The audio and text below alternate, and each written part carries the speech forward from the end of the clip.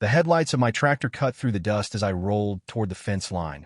And there it was, her silver sedan, parked dead center on my leased farmland. Again, I'm Dale Whitfield, 34, third-generation farmer, and the woman who thought my land was her personal parking lot was named Karen Ashworth, president of the Meadow Ridge Homeowners Association. That morning, steam practically rose off my collar as I climbed down from the cab and stared at her car, parked exactly where my irrigation line ran underground. "Move it," I said flatly to the empty field, because of course she wasn't there. She never was when the damage got done. What she didn't know was that I'd already lawyered up 3 weeks prior. And today, her car was about to become Exhibit A. Meadow Ridge sits on the edge of my family's 120 acres. A subdivision built a decade ago on land my grandfather sold off in a moment of financial desperation. I kept the remaining acreage, leased it out for row crops, and mostly ignored the HOA that governed the houses next door until Karen decided the fence between us was optional. She'd been president for 6 years, ruling the community with a clipboard and a superiority complex that could curdle milk. Neighbors joked that Karen enforced HOA bylaws like a prison warden, fining people for mailbox colors while ignoring actual code violations from her own inner circle. I stayed out of it. My land wasn't HOA land. That should have been simple. Karen never did simple. It started with the cul-de-sac expansion 2 years back. Surveyors accidentally drove stakes 8 feet onto my property, and Karen refused to move them. "It's basically the same land," she told me over the fence, sipping her seltzer like she owned the sky above it too. I let it go, filed the survey discrepancy with the county, kept a copy for myself, and figured that was the end of it. It wasn't. Karen's HOA newsletter started referring to my unfenced acreage as community green space, never once asking me. Residents began walking their dogs across my seeded fields, letting them dig through freshly planted rows, because Karen's newsletter told them it was fine. That last line was a typo I caught fast. Line 17, real talk. Karen never apologized for a single ruined crop row. Not once. I sent a polite letter through my attorney, Cousin Reg, asking the HOA to correct the newsletter and stop directing residents onto private land. Karen's response was a laminated notice stapled to my own fence post, reminding unincorporated neighbors to respect community shared spaces. I started keeping a folder. Photos, dates, timestamps. Reg said if this escalated, documentation would matter more than outrage. 2 weeks later, Karen's Buick showed up parked squarely on the gravel turnout I used to load hay again. No note, no apology. I photographed the tire tracks crushing 3 rows of alfalfa, timestamped it, and mailed her a formal trespass notice by certified mail. She signed for it, then parked there again the very next day, this time with a lawn chair and a thermos, like she was staking a claim. "This is community access land," she informed me, sunglasses perched high, when I walked over to ask what exactly she thought she was doing. "It's deeded farmland," I said, "and you're standing on $11,000 of ruined seed corn from last month alone." She laughed. Actually laughed, like I'd told a joke, and said the HOA's insurance would handle any silly disputes. That was the first real twist. She genuinely believed HOA insurance covered damage to land the HOA didn't even own. I didn't correct her. I let her keep believing it, because a woman confident in a lie makes far more mistakes than one who's careful. Reg suggested we start building a paper trail toward an actual lawsuit. Trespass, crop damage, and interference with agricultural operation. Meanwhile, Karen escalated at HOA meetings, telling residents I was the difficult farmer next door who refused to cooperate with community growth. Cooperate. That word. As if letting strangers park on my planted rows was some civic duty I owed the neighborhood. Other residents started messaging me privately. Turns out Karen had been fining half the street for imaginary violations for years. One neighbor, Priya, sent me photos of a $2,000 fine notice for an unauthorized garden gnome that had been sitting in her yard since before Karen was even elected. Another neighbor, an older man named Walt, said Karen once towed his car from his own driveway over a bylaw she'd invented on the spot. A pattern was forming. Karen wasn't just careless about my land. She was running the entire HOA like a personal fiefdom. I started a shared folder with Priya and Walt, quietly collecting stories, finis, and photos from anyone willing to talk. Karen, oblivious, kept parking on my land every Tuesday and Thursday, apparently convinced the lack of a fence meant the lack of consequences. I let the pattern continue for 3 more weeks, documenting every single incident, every torn row, every muddy tire track. Then, one Thursday, she left her car there overnight, blocking the exact gate my tractor needed to reach the south field for harvest. That was the moment I stopped being patient and started building the case that would end her reign at Meadow Ridge. I called the county sheriff's non-emergency line and requested an official trespass report, citing the certified letter she'd already signed for. The deputy who came out, a calm guy named Officer Reyes, photographed the scene and confirmed the vehicle sat entirely on my recorded property line. "You could have this towed right now," Reyes told me, "but if you want to document it for a bigger case, I'd wait a bit longer." I like that idea. Karen wasn't just going to get a slap on the wrist. She was going to get buried in her own paperwork. Reg drafted a formal cease and desist, citing 3 trespass incidents, crop damage estimates, and a demand for restitution within 30 days. Karen's response came not from her, but from the HOA's rotating volunteer secretary, a nervous man named Otis who clearly wanted no part of this. Karen says the demand is baseless and she'll be contesting it through the HOA's legal counsel. Otis wrote, sounding exhausted before the fight even started. Legal counsel turned out to be her brother-in-law, a real estate closer with 0 litigation experience, which honestly made Reg smile for the first time in weeks. Twist number 2. The HOA's insurance policy explicitly excluded any claims involving disputes with non-member property owners, meaning Karen's earlier promise was worthless. I found this out from Priya, who'd once worked as an insurance adjuster before retiring, and who was thrilled to finally have a use for that knowledge. Karen, apparently unaware her own policy wouldn't help her, doubled down at the next HOA meeting, calling me litigious and unreasonable in front of 40 residents. Walt recorded the whole meeting on his phone, since Karen had banned personal recordings on paper but never actually enforced it against herself. On that recording, Karen said something she'd come to regret.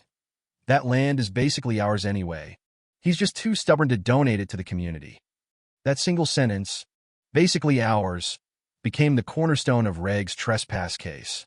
Proof of willful and knowing intent, not accident. I sat on that recording for weeks, letting Karen think she'd won the room, letting her keep parking, keep pushing, keep talking. Then Karen made a mistake that had nothing to do with me directly, and everything to do with her own greed. She proposed a new HOA bylaw requiring residents to pay a community expansion fee, conveniently timed with rumors she wanted to buy part of my land. Neighbors who trusted her for years started asking real questions. Where exactly was this expansion fee money going, and why now? Otis, the nervous secretary, quietly resigned, and in his exit email to the board, he mentioned irregularities in how HOA dues had been spent. That was the end of part 1. Karen thought she was untouchable. She had no idea what was coming. Opened with Karen holding an emergency HOA meeting, trying to spin Otis's resignation before anyone could ask hard questions. He simply had personal matters, Karen said, though her voice cracked slightly on the word personal, a tell I'd later learned to recognize. I wasn't at that meeting. I don't attend HOA business, since I'm not a member, but Walt texted me a play-by-play in real time. Karen announced the expansion fee had been unanimously approved, except 3 board members later swore they'd never voted on any such thing. That discrepancy became twist number 3. Karen had apparently forged meeting minutes to make her fee proposal look board-approved when it wasn't. Priya, digging through years of old HOA newsletters, found 2 more instances where meeting minutes conveniently didn't match residents' memories of what was said. I mentioned all this to Reg, who said forged HOA documents, if provable, could shift this from a simple trespass suit into something much bigger. Meanwhile, Karen kept parking on my land, seemingly convinced her authority made her immune to consequences of any kind. I let her keep doing it. Every tire track was one more line in the case Reg was quietly building against her. My harvest that season came in about 15% lighter than usual, thanks to the repeated crushing of my access rows. Reg hired an agricultural appraiser to formally document the yield loss, converting Karen's carelessness into hard, provable dollar figures. The appraiser's report landed at $42,000 in cumulative crop damage, equipment rerouting costs, and lost planting time over 18 months. $42,000. I read that number 3 times before it sank in. This wasn't a petty neighbor squabble anymore. Reg filed the civil suit that week. Trespass? negligence, and intentional interference with agricultural operations, naming Karen personally and the HOA as co-defendant. Karen was served papers at her own front porch, in full view of at least 6 neighbors walking their dogs that evening. Walt said she turned white as the process server read the summons aloud, her manicured hand trembling around the folded documents. By the next morning, the HOA's private Facebook group had exploded, residents piecing together the lawsuit with the earlier fee scandal. Karen posted a lengthy statement calling the lawsuit a personal vendetta from an entitled landowner, conveniently omitting the $42,000 damage report. That post backfired instantly. Priya screenshotted it and replied publicly with the certified mail receipt Karen had signed 18 months earlier. The comments section turned into a public unraveling, neighbors sharing their own stories of unfair fines, invented bylaws, and quiet intimidation. Karen deleted the post within an hour, but not before dozens of people had already saved and reshared the screenshots. That was twist number 4. Karen's own damage control made things exponentially worse, since deleting evidence looks a lot like guilt. Her brother-in-law lawyer sent Reg a cease and desist letter of his own, laughably citing law that had nothing to do with our case. Reg actually laughed out loud reading it, said it read like it had been copy-pasted from a template for landlord disputes. We didn't need to respond formally. The letter itself, sloppy as it was, only strengthened the impression Karen's side was in over their heads. Meanwhile, my irrigation lines needed repair from the repeated vehicle damage. Another cost Reg added to the growing tally against Karen. I hired a fence contractor to finally install a proper boundary, mostly to stop the bleeding, but also to create undeniable visual proof of the property line. Karen, in a move nobody expected, tried to formally protest the fence at the county zoning office, claiming it obstructed community sight lines. The zoning clerk, an unbothered woman named Denise, informed Karen that fences on private agricultural land required no HOA approval whatsoever. Karen left that meeting reportedly furious, telling Denise the county would be hearing from her attorney, a threat that landed with zero weight. The fence went up in 4 days. Clean cedar posts, 5 feet high, running the exact boundary line the original survey had confirmed. For the first time in over a year, my south field sat untouched, crops growing straight and undisturbed under an open Kansas sky. It felt strange, almost anticlimactic, how simple the fix had been, a fence Karen could have suggested herself years earlier, with an apology. But apologies weren't in Karen's vocabulary. And pride, I was starting to realize, was going to cost her far more than any fence. The lawsuit moved into discovery, and Reg subpoenaed the HOA's full financial records, meeting minutes, and correspondence going back 3 years. That subpoena is when things started cracking wide open, because Karen had apparently never expected anyone to look that closely. Buried in the financial records was a line item labeled landscaping consultancy, paid quarterly to a company registered under Karen's maiden name. Twist number 5. Karen had been quietly funneling HOA dues into a shell company she personally controlled, disguised as landscaping fees. Reg brought in a forensic accountant, a sharp, no-nonsense woman named Denise Cho, who specialized in exactly this kind of embezzlement pattern. Denise Cho's preliminary review found nearly $91,000 funneled through the fake consultancy over 3 years, dressed up as mulch and mowing invoices. I remember sitting at my kitchen table when Reg called with that number, staring at my coffee going cold, thinking, this is so much bigger than my crops. This isn't just civil anymore, Reg said. This is fraud. This is criminal referral territory. We agreed to keep building the civil case first, since it was airtight, while quietly compiling the fraud evidence for the district attorney separately. Karen, still unaware how deep the discovery had gone, kept showing up to HOA meetings acting like the wrong party in all of this. At one meeting, she proposed suing me for defamation, apparently forgetting that documented facts presented in a legal filing aren't defamation at all. Walt said the room went dead silent when she made that proposal. Even her most loyal supporters seemed to sense something was off. That silence was twist number 6. In a way, the community that once feared her was starting, quietly, to doubt her entirely.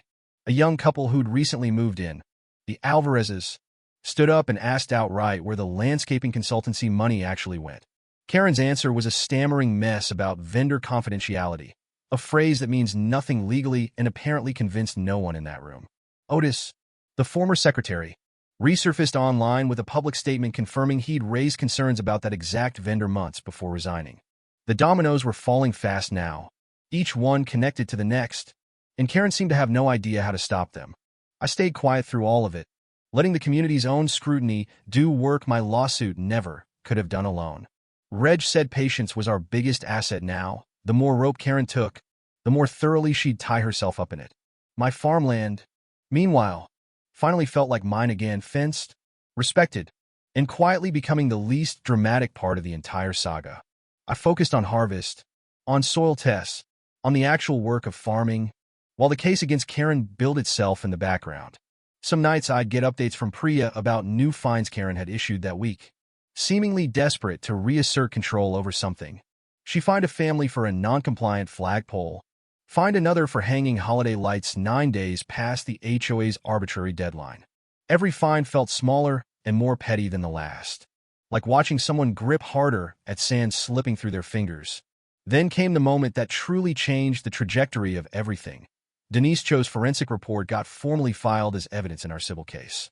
That filing meant it became public record, and public record meant local reporters could finally, legally, dig into what Karen had built. Began with a knock on my door from a local reporter named Priya. No relation to my neighbor. Just a strange coincidence from the county paper. She'd found the court filing, seen the forensic accountant's report, and wanted my side of the original trespass story that started it all. I gave her the timeline, the photos, the certified mail receipts, careful not to speculate beyond what I could actually prove. Her article ran 3 days later. HOA president faces fraud allegations amid farmland trespass lawsuit, complete with the recording of Karen's basically hours comment. The article spread fast in our small county, shared in every local Facebook group, read aloud at the diner where half the farmers ate breakfast. Karen's response, posted publicly this time on her personal account, called the article a hit piece and threatened to sue the newspaper. Twist number 7. The newspaper had recordings, receipts, and public court filings. Suing them would only pour gasoline on an already burning house. Her attorney brother-in-law reportedly advised against it. The first sensible advice anyone in Karen's camp had given in this entire saga. Meanwhile, the county district attorney's office confirmed it had opened a preliminary review into the HOA's finances. Based on the public filing, that confirmation alone caused 3 more board members to resign within the week, none of them wanting their names anywhere near a fraud investigation. The HOA board, once Karen's rubber stamp committee, was suddenly down to just her and one remaining ally, a quiet man named Frank. Frank, it turned out, had been quietly recording board meetings for over a year. Worried about exactly this kind of situation, he reached out to Reg directly, offering his recordings in exchange for being treated as a cooperating witness rather than a co-defendant. Twist number 8. Frank's recordings included Karen explicitly instructing him to round up landscaping invoices to match consultancy withdrawals. That single piece of audio essentially confirmed premeditated fraud, not sloppy bookkeeping, and Reg said it changed the entire tenor of the case. My civil trespass suit, once the main event, was quickly becoming a supporting subplot to a much larger criminal fraud investigation. I felt a strange mix of vindication and unease. This wasn't just about my crushed alfalfa rows anymore. It was about a whole community betrayed. Priya, my neighbor, told me some residents felt embarrassed they hadn't questioned Karen sooner, especially the older folks who trusted her the longest. I understood that feeling. Trust, once given to someone who performs authority well, is hard to take back even when the cracks show. Karen, cornered, tried one final desperate move. She called an emergency special election, hoping to restore board legitimacy before charges could be filed. She clearly believed a fresh vote would insulate her, or at least buy time, or maybe just prove she still had support left.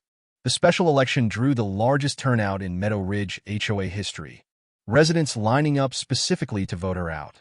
Walt ran against her, reluctantly at first, mostly because nobody else in the neighborhood was willing to take on the fight. On election night, Karen lost by a margin so lopsided that even Frank, her last remaining ally, voted for Walt instead. Twist number 9. Karen hadn't realized until the results were read aloud that Frank had flipped, sitting right there in the same room. Her face, according to 3 separate witnesses, went through disbelief, then fury, then a kind of hollow silence nobody had seen from her before. She stood up, said something about sabotage and conspiracy, and stormed out before the meeting had even officially closed. That was the last HOA meeting Karen Ashworth would ever attend as president of Meadow Ridge, though she didn't yet know it was final. The next morning, the district attorney's office issued a warrant request based on Denise Cho's forensic findings and Frank's cooperating testimony. I heard the news from Reg, standing in my barn with dirt still under my nails, and honestly, I just sat down on a hay bale. $42,000 in crop damage had somehow led to this, a warrant, a fraud case, an entire community upended. Karen was arrested 2 days later at her home on charges of embezzlement, falsifying HOA records, and wire fraud tied to the Shell consultancy. Local news picked up the story statewide by then, the headline practically writing itself. HOA president who fined neighbors for garden gnomes arrested for fraud. I didn't celebrate. Not exactly. Mostly I felt tired, the kind of tired that comes after holding tension for far too long. My civil suit, still active, now had an even stronger footing, since criminal fraud findings would carry serious weight in any settlement negotiation. Reg said we could likely settle quickly now, since Karen's legal resources were about to be entirely consumed by her criminal defense. Within a week, Karen's attorney reached out, requesting a settlement conference to resolve the trespass and damage suit before it went further. I agreed, mostly because I wanted this chapter closed, wanted my land to just be land again, not evidence. The mediation happened in a small conference room, Karen sitting across from me for the first time since that day by the fence. She looked smaller somehow, stripped of her HOA title, her confidence, the community that once feared her clipboard and her rules. Opened in that quiet mediation room, fluorescent lights humming, Karen's lawyer shuffling papers while she stared at the table. I want this to be fair, Karen said finally, her voice thinner than I'd ever heard it, none of the old command left in it. Fair would have been moving your car the first time I asked, I replied, and I watched something in her expression finally crack. Twist number 10, the last one, Karen admitted, quietly, that she'd never actually believed the land was community property. She just liked being obeyed. It was never about the land, she said. It was about people doing what I told them, and you were the one who wouldn't. That honesty, brutal as it was, explained everything, the fines, the forged minutes, the fake consultancy, all of it rooted in a need for control. I didn't feel triumphant hearing it. I felt something closer to sadness. For a woman who'd built her whole identity on a clipboard.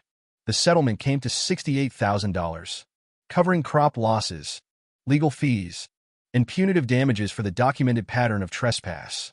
Karen's homeowner's insurance, ironically, ended up covering part of the civil settlement, even though it never covered her original false promise to me. On the criminal side, she pleaded guilty to reduced charges months later, avoiding trial in exchange for restitution to the HOA and a felony record. The court ordered her to repay the full $91,000 in embezzled dues, plus a probationary sentence and community service. Community service, the judge specified, could not be performed within Meadow Ridge, a small detail that made half the neighborhood laugh out loud. Karen was also permanently barred from serving on any homeowners association board in the state, a clause Reg had specifically pushed for. Walt, now HOA president, used the recovered restitution funds to actually repair the community's crumbling clubhouse roof, something Karen had forgotten for years. Priya was voted onto the board too, running on a simple platform: transparency, actual meeting minutes, and no more mystery landscaping vendors. I finally finished my delayed harvest that fall, the fence standing solid along the boundary. Not a single tire track in sight. The alfalfa came in strong. The corn rose straight. And for the first time in 2 years, farming felt like just farming again. Karen moved out of Meadow Ridge within 6 months, selling her house at a loss, unable to shake the reputation that now followed her name.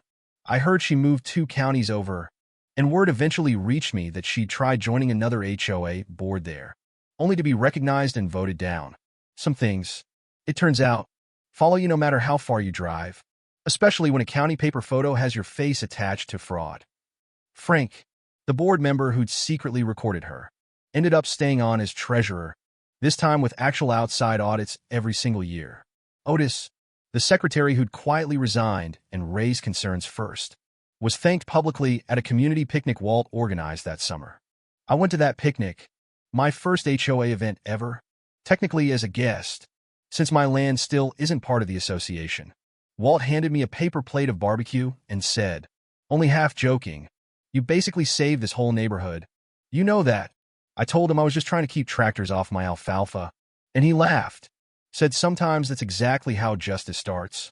My cousin Reg, who'd handled the whole case pro bono after the first month out of pure spite toward bullies like Karen, finally sent his invoice.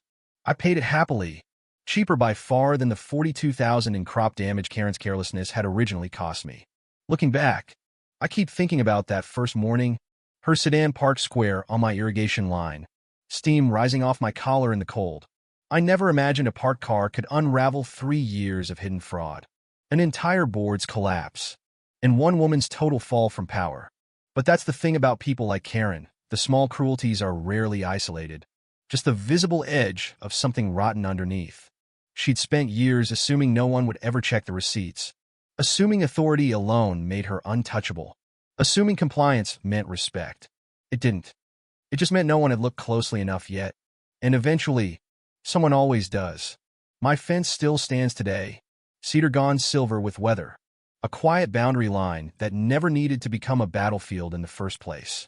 Sometimes new residents at Meadow Ridge ask about the Karen story, half believing it's neighborhood legend rather than something that actually happened. Walt usually just points them toward the newspaper archive, says the truth is better than any exaggerated version people could invent. As for me, I still farm the same 120 acres my grandfather worked, minus the 12 he sold off decades ago. I don't think about Karen much anymore, except maybe every spring when I plant that south field and watch the rows grow in straight. There's a kind of peace in that, in watching something grow undisturbed after years of someone else trying to claim it as theirs. The lawsuit papers are filed away in a folder in my office now, next to old seed catalogs and irrigation permits. Just paperwork. What isn't just paperwork is the fence, the harvest, the quiet Tuesday mornings with no strange car parked where it shouldn't be. People ask if I feel bad about how it ended for Karen, prison record and all, and honestly, my answer surprises them. I tell them I didn't put her there. She parked there, again and again, certain no one would ever make her move. The tractor never actually crushed her car. Not literally. Reg always laughed at how the internet loved that dramatic version of the story. What really happened is slower, quieter, and in some ways more satisfying. Paperwork, patience, and a community finally refusing to look away. Still, the headline stuck around town for years afterward. Half joke, half warning to anyone tempted to abuse a little borrowed authority. Priya still sends me screenshots sometimes, whenever some other HOA scandal breaks out somewhere in the country, always with the same caption. Reminds me of Karen. It usually does. There's a particular flavor to that kind of small, petty tyranny, and once you've seen it, you recognize it everywhere. Denise, the forensic accountant, told me afterward that Karen's case wasn't even unusual, just unusually well documented. Thanks to my stubborn folder of photos. That folder, the one I started the very first week with timestamped tire tracks, ended up being the thread that unraveled everything else. Funny how that works. You document the small thing because it's the only thing you can control, and sometimes it becomes the whole case. My father used to say land remembers who takes care of it, and I think, in a strange way, mine remembered this fight too. Every row that grew back straight and full felt like its own small verdict, its own quiet answer to 2 years of trouble. Karen never did apologize. Not really. Not even in that mediation room, where she admitted it was never about the land. Maybe that's the most honest thing about people like her. The apology was never coming, because the control was always the real point. I've made peace with that. I don't need her apology to feel like this ended the right way. For me, and for the neighborhood. Meadow Ridge holds its board meetings in the daylight now. Minutes posted publicly within 48 hours. No misteri vendors. No laminated threats stapled to fences.